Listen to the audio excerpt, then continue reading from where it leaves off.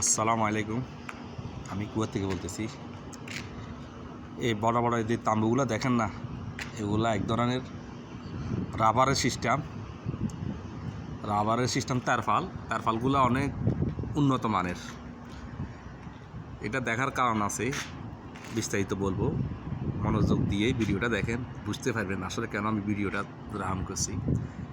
এখানে মূলত একটা ছাতির মধ্যে কত বড় ফিলার দেখছেন নি? এই ফিলারগুলো আপনার সব লোয়ার, এগুলো কয় 100 বছর যায় রে, এগুলা মানে আজীবন লাইফ। আর নাড়েগুলো দেখছেন নি কত বড়টা? আর এগুলো হচ্ছে পদ্মা সেতুর নাট নাড়বার। পদ্মা সেতুর নাড়ে এত বড় থাকে না। পদ্মা সেতুর নাট খুলতে যাই তো বাইরে লেগেছে না, এরকম কোনো খবর নাই, কথা বুঝছেন? কিন্তু এখানে নাট এখানে দুটো দিছে। আর পদ্মা সেতুর এখানে নাট আসলে একটা দেখছেন নি? মানে একটা যদি ফেল করে আরেকটা থাকবো। তো সব জায়গাতে দুইটা। এই মূল উদ্দেশ্য হচ্ছে যে এটা দেখাবের জন্য, দেখছেন নি? দুইটা নাট। আর নাটগুলো একটা নড়ে মানে 1 কেজি হইব। 1 কেজি তো হালকা কম হইতে পারে, দেখছেন? দুইটা নাট। এটা বিশাল বড় এরিয়া। এই এরিয়ার মধ্যে সবগুলোর মধ্যে এরকম ছাতি লাগাইয়া আছে। আর ছাতিগুলো উচ্চতাও কম নয়। এখানে দোনো পাশে গাড়ি দুইটা রাখলে জায়গা এতটুকু ক্যাপচার করে, এরকম বড় ছাতি। আর আমি এখন যেখানে আছি বর্তমানে, এটা হচ্ছে কুয়াতে আপনার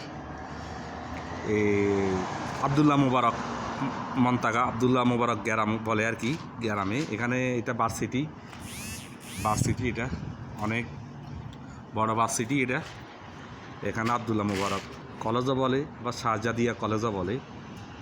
তো এই কলেজটা অনেক বিশাল বড়, পার্কিংও অনেক বিশাল বড়। আবার কলেজের এখানে নিচে কিন্তু আবার পার্কিং আছে। আমি গেছিলাম ম্যাডামে লই।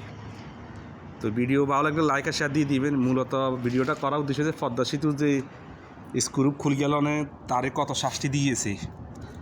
আর এই দেশের এগুলো দেখছেন দুটো স্ক্রু আছে। আর পদ্মা সেতুর এখানে আমি দেখছিলাম একটা স্ক্রু খুলে গেলাইছে। তো এই কাজ করলে এরকম দেখি।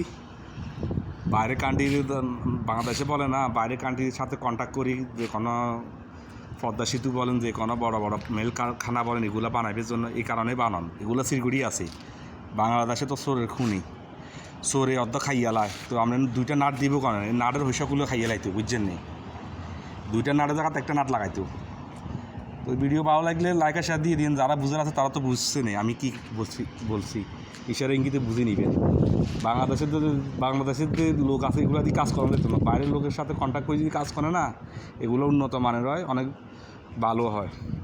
তো আমরা তো প্রবাসে আছি, বাইরে বিভিন্ন জায়গায় যায়, ঘুরে ফিরে করে দেখি। তো রোড গার্ড বলেন, যে কোনো কাজ ঘর বলেন, যে কোনো কিছু বলেন, সব মানে থাই 100-200 বছর কিচ্ছু হবে না, এরকম থাইভাবে করে।